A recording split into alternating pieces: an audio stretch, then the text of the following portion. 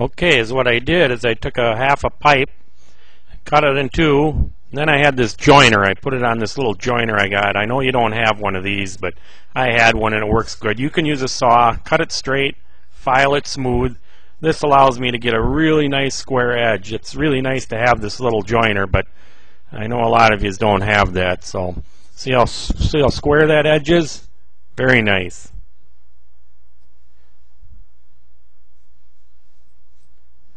Then I took a measuring tape and I measured one end, and it is 6 inches. Make a little mark at 6 inches on one end of the pipe. The pipe is overall 28 inches long. That's the measurements I used. It seemed to work the best. You could experiment if you want, but I used the 28. Then on the other end of the pipe, I use 2 inches. Mark that at 2 inches.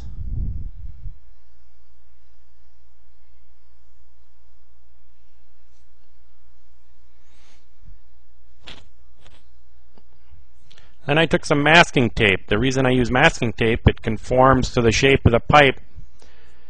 It's like drawing a pencil line down it, but the tape will curve right along your marks you have. One end on one end of the mark, the other end on the other end of the mark.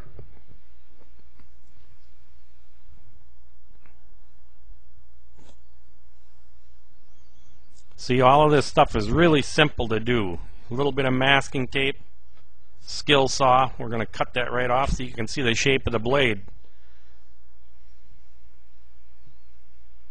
That would be the leading edge of the blade, the angle part. Now I just took a skill saw, cut it right along that line. The smoother you cut, the better you're going to be off. Of course, I had the joiner. I could put it on there and square it up after it was all cut out. The first couple ones I made, I didn't use the joiner because I didn't know that would be a good idea to do, but I thought I'd try it. That worked out pretty good. Square that up on there, or file it, whatever you need to do. Make them both identical. If there's any way you can weigh them, that's the trick. I just measured them, made them perfect. There you have a blade. I sharpen the edge on it, nice and sharp. File it, sand it. Back edge should be flat. This allows the blade to be quiet when it runs. Then I took some 2-inch flat bar. It's a little over 24 inches long on this one. I think that maybe got a little bit long. The propeller's quite large.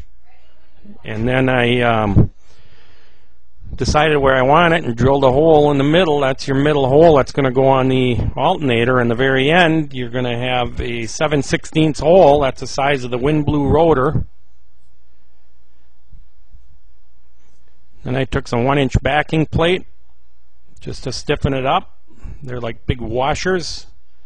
Bolted that all together. I clamped it together, then I drilled it all at once. That way the bolt holes came out perfect. Get it the same distance apart from the center hole where it's going to bolt to the hub.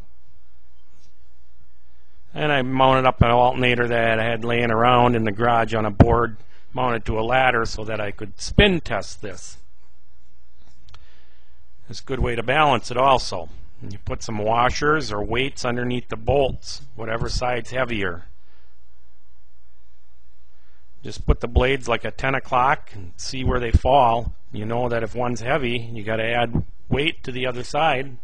Same goes with the 3-bladed rotor. Get it the best you can. I didn't take too much time doing this one, but it run out good. I took it outside and put it in some heavy winds. It really cranks. Then I took a drill, got a little device to put in the drill that'll hold the socket so I could really spin it up, so I could check the vibration before it was out running out in the air. This worked out pretty good. And there you have it. Okay, here's the alternator. This isn't a 10 GMSI alternator, but it's similar. I'm just going to show you. I disassembled it earlier to get an idea on what you got to do. Take this apart, set it aside. These are the ears you'll be cutting off the alternator. Set that aside. This is the rotor that gets replaced with the wind blue rotor. Right here. You can toss that. That's no good. This is your stator.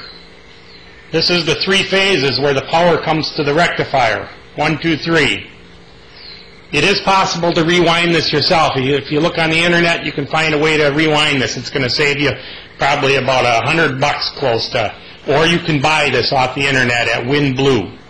I just bought one. You can buy all different kinds. The easiest to do. I tried rewinding one. It took me a long time. It took me about a day to do it. So toss that. Don't need that.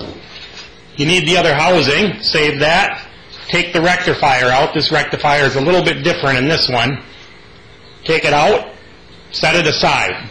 You have just basically a blank case with the bearings in it. Order the 2 parts. Put the rotor in. Put the stator in. Put a pigtail of wires on it, probably about 1 foot long, coming off the stator so that you can connect them up and run them down the pipe of the wind generator, or get them out of the housing any way you want. This here is the 3-phase rectifier that you take out of the alternator. You'll be reusing it. You can mount it next to your battery pack. The power comes down in these 3 wires from the wind generator. This rectifier converts it to DC, which then in turn has positive and negative. You can run these wires directly to your battery bank. Even though the voltage will come out from 0 to 35 volts, you can run it directly to 12 volts. The batteries will self-regulate it. This is what I got set up for a battery bank. I got 4 AGM 12-volt batteries all put together in parallel. And all you do is you take the positive wire from your rectifier, connect it up here to the positive, and the negative over to the negative. Put a fuse in line with it so you can protect your circuit from charging. Everything runs into this 2,000 watt inverter I got mounted down here. This powers my whole shop. I've got the drill press hooked up to it. And I got these other lights hooked up to it. Grinder. It all runs off the inverter coming from the batteries. The complete project was built from the power from these batteries from the wind generator. I built a second one earlier, and I powered all the tools in the shop and made the second wind generator. Everything comes out of the batteries. Wait until I make the electric car. Now I don't have a regulator hooked up yet. I got to disconnect it when the batteries reach about 13.6 volts. You can buy a charge controller that'll take the load and divert it somewhere else, either to another battery bank or light bulb or anything you want to run it to. So once your batteries are full, if you don't disconnect the power from them, you can ruin your batteries. They make a device for doing it. You can purchase one of those. I'm going to try to build one myself, though. I'm Lane Erickson from Oconto, Wisconsin. Thank you very much for watching my video, and enjoy building your wind generator.